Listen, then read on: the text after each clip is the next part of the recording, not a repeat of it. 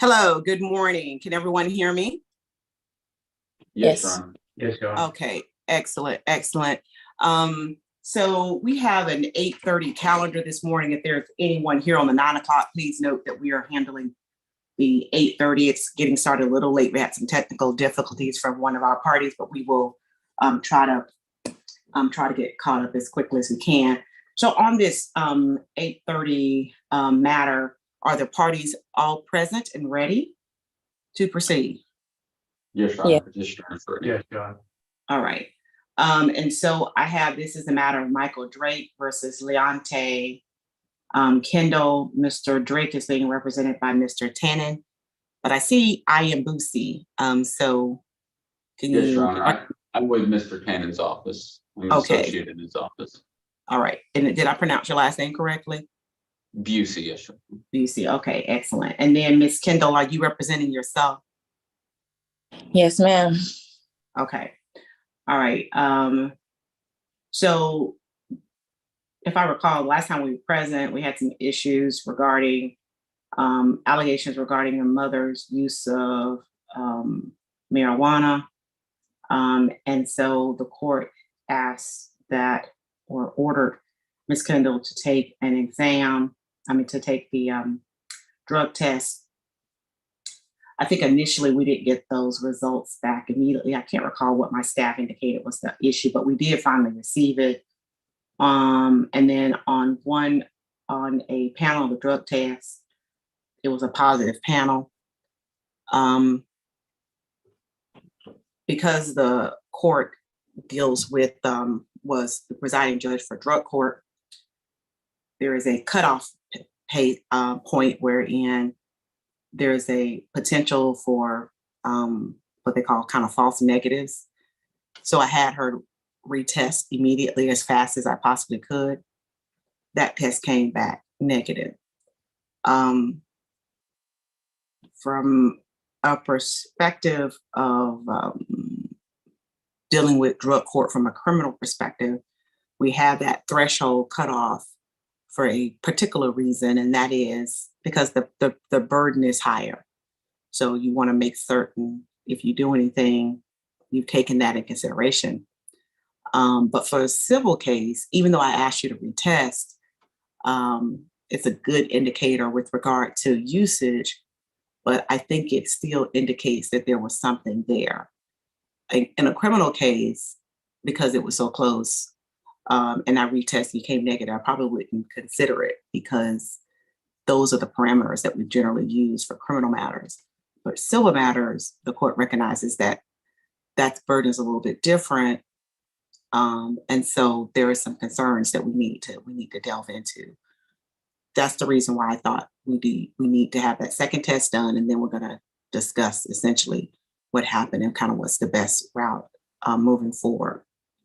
With that being said, one of the things that Mr. Drake's attorney asked for was the suspension of visitation as a result. And so when we're talking about suspension of visitation, now our burden is getting a little higher, right? I mean, generally, we're talking about taking a child from a parent. You definitely want to make sure those results or whatever you're doing kind of make sense, which is the second reason why the court wanted you to test again, because I wanted to see what type of usage it was. So whether it's something where we need to be extremely mindful of the safety of the child, or whether there are some other parameters the court can put into place. And so that was another reason why we wanted to have that second drug test done ASAP, to kind of see where your kind of mind is in the potential usage of drugs. All right. With that being said, Mr. B, I'm going to let you ask the court to start with what you believe the exam show, or could call it an exam, the test show, and what you wish the court to do as a result.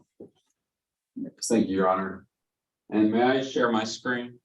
You may. Ms. Marshall, can you give Mr. Busey the screen? I actually asked her to ahead of time just to expedite the court's time, so she did that Oh, already. okay. Excellent. You may proceed.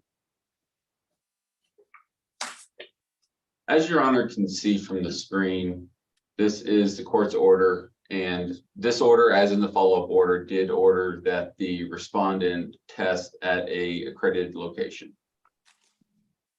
And I'll go now to the, should I move this out of the way?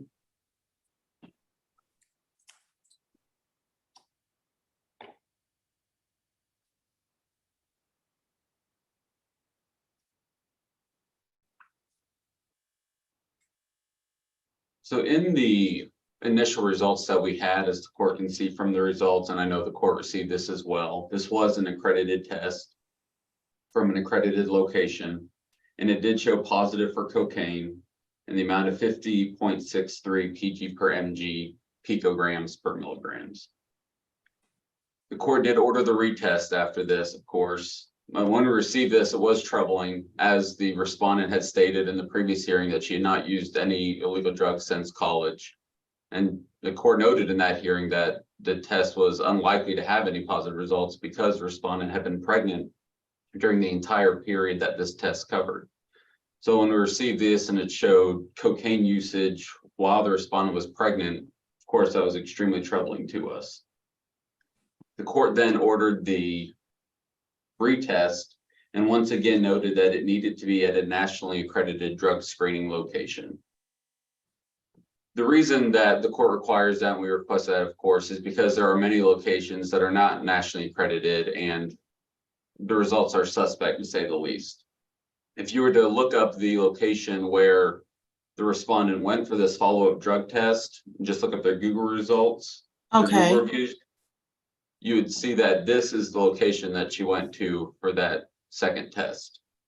This Fox Laboratories and Screening, and this is the literal door of the location.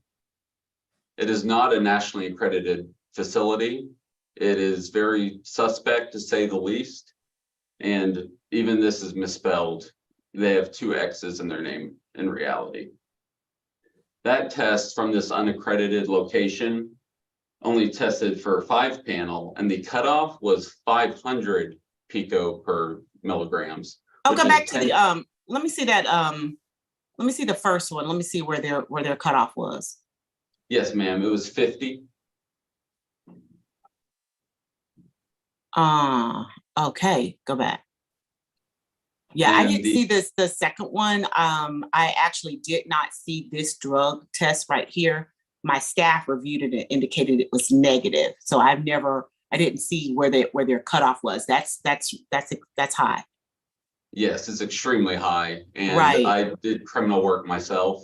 Right. And I know that I would love for my criminal defendants to have this kind of test. Yeah, that's not a good test. That's way too high. Precisely. And I'll stop sharing my screen. And so obviously we have great concerns about the second test, unaccredited location with a cutoff in excess of anything that's useful. Okay, yeah, that's true. All right. So because of that, we are asking for 2 things. First, we're asking that she do monthly testing with the same test she did the first time at the same location. That's local to her in St. Louis, 17 panel at a nationally accredited location, as opposed to this test at a place that is concerning. Right. Secondly, we're asking that her out-of-state visitation be suspended. We did request a complete suspension of visitation just while the court had this hearing, but we do recognize that that's a serious ask. We're consequently asking that her visitation be limited to the first weekend a month in state only. The fact that she would use cocaine while pregnant is extremely troubling, and we don't think that's a good situation for the child to be in, especially out of state. The respondent did submit some affidavits as well. However, they were not notarized. I don't think they should be considered. And that's all I have for this time. Okay, thank you. Before you get started, Ms. Kendall, what was the cost for that 17 panel that you originally took? $125. It came out $37 after tax. I'm sorry? It came out to be $137 after tax. 137. Mm-hmm. Okay. All right, then now you may respond. So when I looked up the drug institution online, it did state that it was a nationally accredited drug facility. When I looked it up and then I called to make the appointment, I asked that question. They told me yes. So that's the only thing I can go off of. Secondly, they asked me about the panels. I don't know anything about that. So I just said, this is what I tested for. So I would guess that, you all would just run the panels for this. So that's what they did. Now, thirdly, again, I would say to this court, I have not ever used any hard drugs. The reason why that drug test probably came up the way that it did, because I do use natural medicinal herbs and things like that. So when I came down to ask my doctor, because I had to come here in person to get some of my medical records and go over some medications that I be taking, herbs that I use, I was told that it could be possibly something that I'm taking naturally. So when I looked up my own research and did that, which is why I also submitted my prenatal drug panel from my doctor's office to show you guys I haven't done anything like that. And yes, I am pregnant. So if I have story, if you ever test positive for anything like that, they would one, start a CPS case on you. You would be flagged in the system. And then secondly, I'll be remanded to do either drug testing or I would probably get put in jail given the new abortion laws that's here now. So I would state that fact as well, which none of that has happened to me because I haven't tested positive for nothing like that. Secondly, probably why the drug test came up like that as well is because I use something called Sunka coca tea leaves, which is a loose tea that you can brew over water. It's used for fatigue, any type of migraines, headaches, depression wise. It's used for a wide range of things that you can use as a medicinal, natural option instead of taking medication. So that comes up. And I noticed that I don't know how to pronounce the name of it, but it starts with an E. You look that name up specifically, and it does say that it is derived, cocaine is derived from that, which I wasn't aware of it at first because I went through a natural herbalist to get that Sunka leaf tea. So that's the only explanation I have for that. And then again, I am pregnant. I wouldn't be doing drugs with my child. That's just very disheartening to have someone say and believe about you. I don't do anything like that. How many months are you now? I'm almost 6 months. I'm 5 months in, about 2 weeks. And the screen that you sent in your panel, when was that? That was done right before you all asked me for the drug test. That was done June 8th at my first prenatal drug panel checkup. When did you send that document in? I just released that to you, I think Friday when I came down here for my visit. Okay, hold on, let's see. Did you send that to Ms. Marshall or Mr. Love? No, I just uploaded it through the Odyssey. You did it when? Friday? August 4th. Okay, I see. Hold on, notice of filing. Okay, let's see. Your Honor, we would of course object to this being hearsay because they're not certified medical records.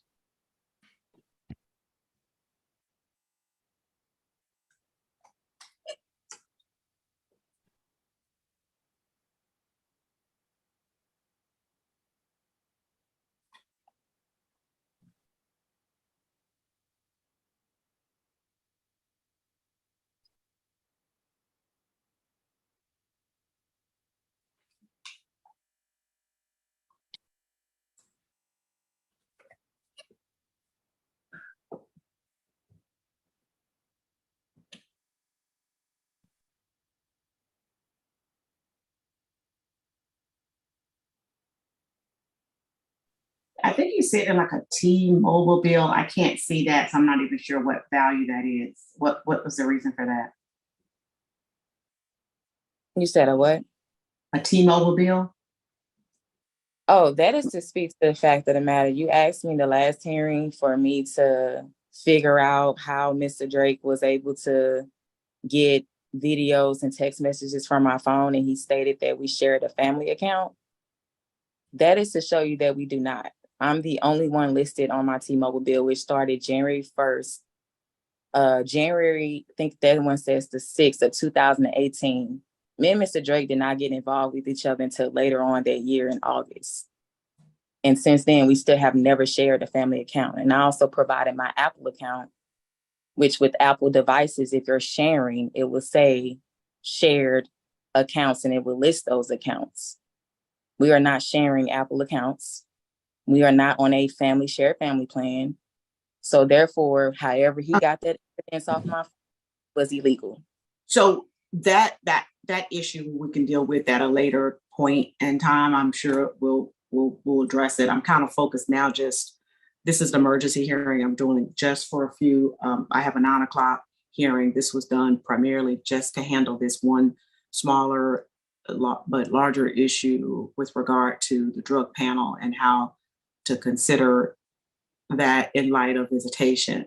I did recall, I recognizing, and it was the court's position, and I think Mr. Busey even indicated it, that I was not expecting it to come back positive, and clearly had no concept of cocaine. I think we were only talking about marijuana at the time, and I was anticipating that it was going to come back negative. And the reason why I was anticipating it was going to come back negative was because of what Ms. Kendall just said. I mean, if it turns up positive, DFACS is going to be involved. We wouldn't even have to worry about it because that was going to happen if her panels came back like that, for purposes of, prenatal care and things of that nature. So that's why I was like, okay, we'll do it. And I know that every and as Mr. Busey just indicated, all agencies, particularly, they have a different cutoff. Even the ones that are national, they have different cutoffs. Like some of them might have, some of them are higher than the others. And so, but we know the way that they process it is kind of what we're looking at. And the fact that you just took another test, a prenatal test at your office, and it did not come up positive, those are some considerations that we have to be mindful of. And your position is that you don't use anything, and that, you're into these medicinal herbs. And I really honestly don't know if that could cause a positive result on a methamphetamine cocaine basis. I really don't know. Your Honor, is called the benzoylene lacanine, which is a metabolite of that of cocaine, which can mimic that. Right. Right. And I'm not saying it cannot. I recognize that different metabolites can cause a positive, which is the reason why I asked you to retest. Mm-hmm. But the problem was that you retested an agency that they're not in line with each other. Why didn't you just go back? That was my other question. What was Fox, and why did you not just go back where you had already gone? Because I was, like I stated before, I was here already trying to get medical records concerning my office in St. Louis, and I had to be here in person to sign for certain things. So when you all Fox is in Atlanta. Yes. Oh, okay. So you were already here, and then you tested while you were here instead of using the same. Yeah, because you all gave me 24 hours. So I had to just go ahead and do it while I was here because I was already taking care of another medical situation. Okay. And how much did that cost you? That was the test. That was $137. The test in St. Louis costing me $150. Oh, that's what I was asking you. Which the one in St. Louis was $150. Yes, ma'am. Okay. That's what I was asking you. So, because I was wondering if it was a different in price and if that motivated you at all, but those are relatively the same. So you're saying what motivated you to go to this one, even though their test levels are significantly higher, was because you were under the impression, well, you had to move within the 24 hours that the court gave you. Yes, ma'am. And then on top of that, when I just put in nationally accredited drug facilities, that came up, and then the Quest Lab came up, but they weren't able to do the tests in the 24 hours. And then plus I had to book an appointment with Quest and LabCorp. So the Fox Labs were the only one that was available with an appointment the same day. And when I asked, like, hey, are you all a national accredited facility? I was told yes. She told me to go You to the asked or you read it? I read it and That I you looked it actually, up. because I know some things can be falsely reported on websites. But yes, I read it on the website and I asked the receptionist who booked my appointment, was that true? Your Honor, they have some tests that the Department of Transportation allows for, but they're not a nationally accredited facility based on a review. And I think in a review of their website and just the reviews would show that quite clearly. So you're saying when you went on the website, Mr. Busey, it does not indicate or it does indicate? It does not indicate. They have a test that the Department of Transportation allows for truck drivers. Uh-huh. Then that test in and of itself is a certified test, but the facility is not a nationally accredited location. Got it. Okay. All right. And Your Honor, may I respond just briefly to Yes, the you may. prenatal test as well? Yes, you may. That was a urine test as well. So we know those only go back 3 weeks on average. Sometimes they go a little longer, sometimes shorter. But compared to the hair follicle test, which is much more accurate, we get a longer term picture of drug use. I think that's much more reflective of the situation we're looking at here. And as the respondent noted, this is a metabolite of cocaine. It's an exact test because it says what happens after cocaine has been processed. It's much harder to get a false negative with metabolites. I'm sure Your Honor knows from drug court experience. So this position that it's some natural medicine that's somehow causing this, I find to be untenable. And we do reissue our request to have the out-of-state visitation be canceled. Yeah. Okay. I'm sorry. May I respond to that? Yes. Mm-hmm. I don't know. I can't, if I may just show you the herb that I was taking. No, you don't need to show it to me because that's not gonna help me. I don't know anything about herbs, so showing me the herb is not gonna. I would just want to show you the main ingredient that's in it because I mean, it shocked me myself. Oh, you mean you want to share screen? So you can taking. Are you asking to share screen so you can show me the ingredients in that herb? Yes. Hello? Okay. All right. Go ahead, Miss Marshall. Open the screen. Yes. Yes, ma'am. Okay, Miss Marshall is going to open the screen for you. Okay. Give me 1 second so I can pull up the website.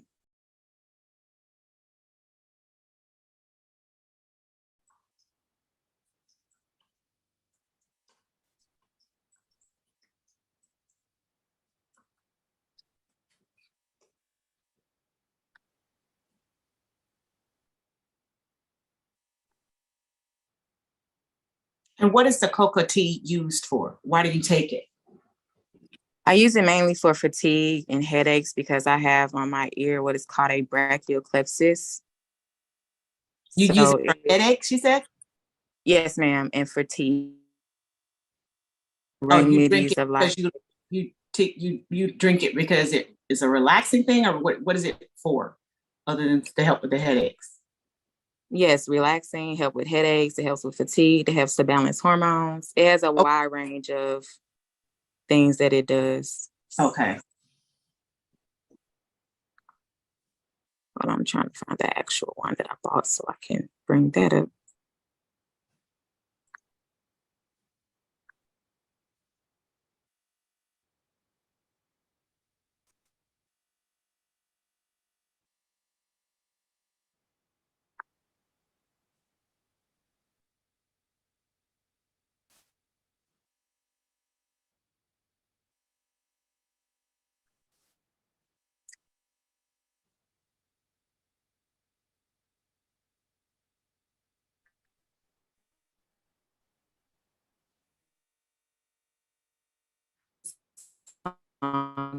Coca-Cola,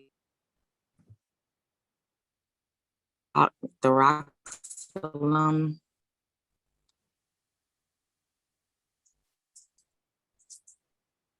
She put that into Google.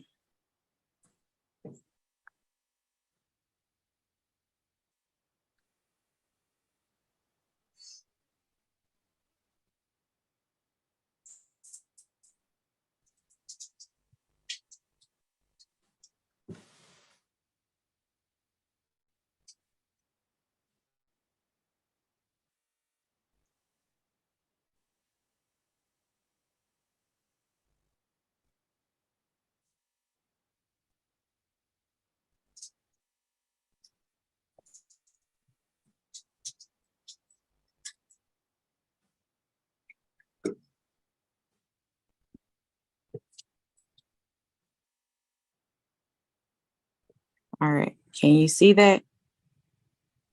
Mm-hmm.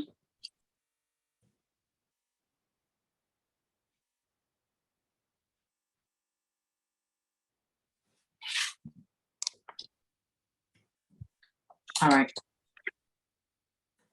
So as I stated before, that is probably why the test showed that, because I drank this tea. Friend had made me a herbal box that had lots of different herbs and different home remedy stuff in it.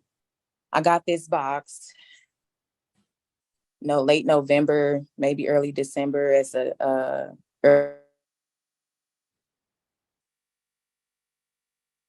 earliest, and latest was March.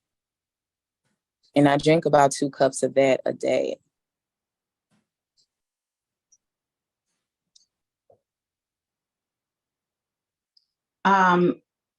Okay.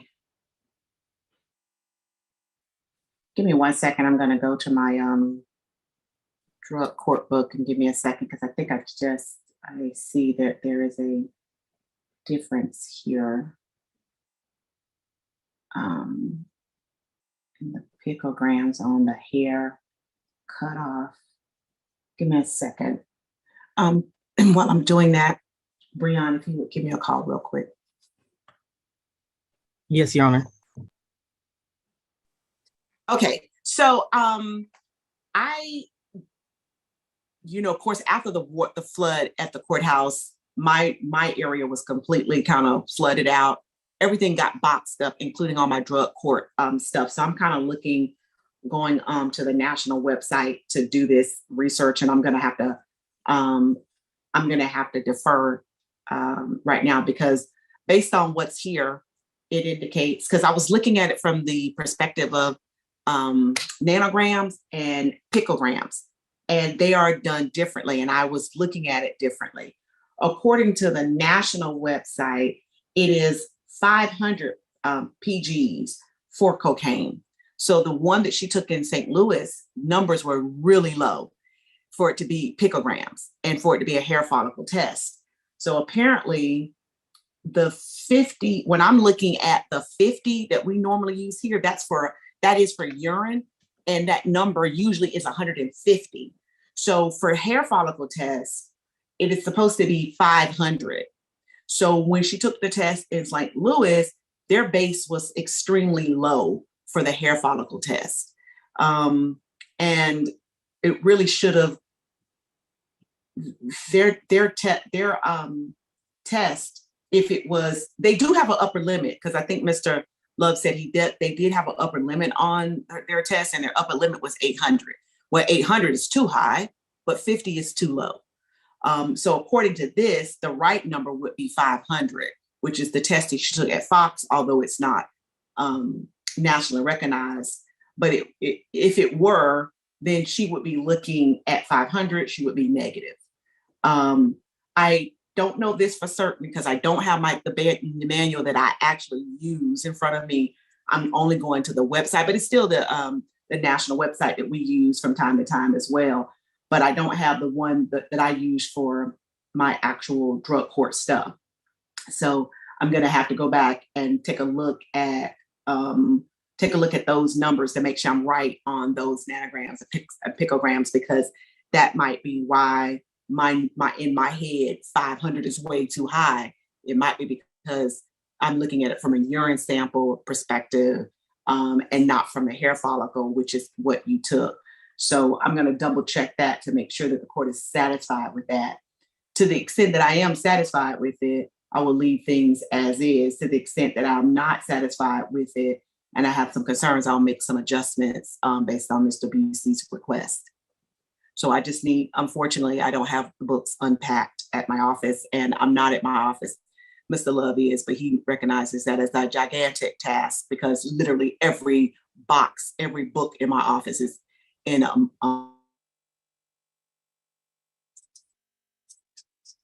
amongst 15 different boxes. Looking at the nationaldrugscreening.com, which is kind of some of the, it looks like the same, it looks similar to what is in my book, but I'm not 100% sure.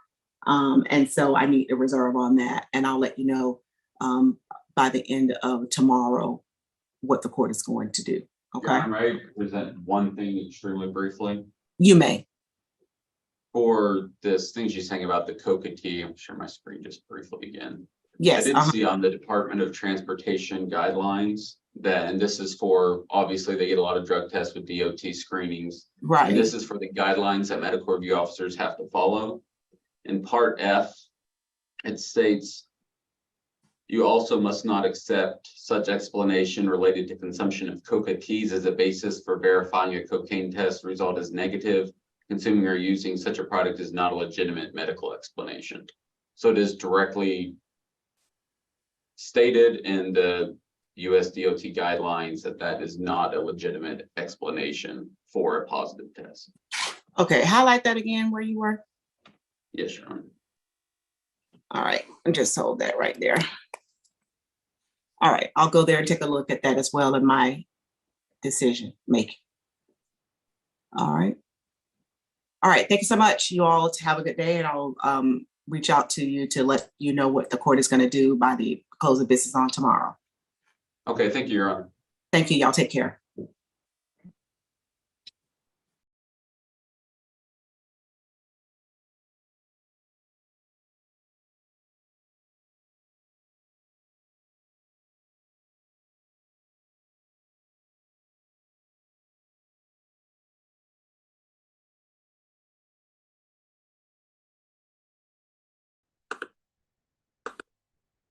All right. Then we have Leonete. I'm sorry. I apologize. Kendall versus Michael Drake. Ian, I have plaintiff returned a questionnaire and that the case is ready. I don't believe that to be the case, Your Honor. You don't, and you are. I'm Ian Busey on behalf of the petitioner, Michael Drake. Okay. So, well, it says plaintiff returned and has announced ready. When you called it, you said Leonte Kendall first. You have Michael petitioner. Okay. Yeah, I think sometimes they flip it between plaintiff and defendant, definitive and plaintiff. So this time they did it. I don't know why it's done that way. So I do apologize. Yeah, but it says, so plaintiff Michael Drake, defendant Leonte Kendall, but it has my note when those questionnaire comes in, the two things that I questioned Ms. Marshall about, and she has a note. So I'm assuming, Mr. Tannen, that you said ready, but you're saying you did not. So I will apologize. I had a car accident right around that point, so it's possible. But I think we're pretty much ready, but we have a mediation scheduled for February 20th on this case. We'd actually started the mediation scheduling process back in October, but Ms. Kendall was in the later stages of her pregnancy. So we did put that on hold till she could finish that. And hopefully it's doing well. I'll let her speak to that, of course. But okay, yes, I remember now. Yeah. I do remember that this case where I think Ms. Kendall was pregnant. Okay, order denying petitioner's emergency petition to suspend respondent visitation instanter. That's the last order in the file. And you're saying that you think you are ready, but you want to go through mediation. Yes, we have mediation currently scheduled for February 20th. So if the court put on the February calendar, we'd ask it be February 22nd. And I do plan to reach out to Ms. Kendall prior to mediation anyways, just to see if it's something that may be resolved outside of mediation. But we have mediation scheduled for the 20th. All right, and is Miss Kendall present here? Yes, ma'am. Okay, and Miss Kendall, so what I'm gonna do is let you all proceed as you've already noted. Um, do you think there's a likelihood of resolution? If not, I could put you on the calendar for the 22nd. I would like to believe so. I'm a fair and open-minded parent. I wanted to do mediation at the very beginning, but I do understand things had to be addressed. So I'm looking forward to the mediation date, and hopefully we can come to a resolution regarding things. So, Okay, all right then, so we're gonna let you all have your mediation on the 20th. Do ever try to resolution, any mediation that you try to do or compromises or whatever you try to do in the interim. If you don't come to a resolution on the 20th, then I'm going to put you on the 22nd. Okay. okay. Thank you, Your Honor. And if you come to a resolution on the 20th, just email me so I'll know as soon as you know. Okay. Yes, Your Yes, Honor. ma'am. All right. Thank you. Y'all are free to leave. Thank you, Your Honor. Thank you, Mom.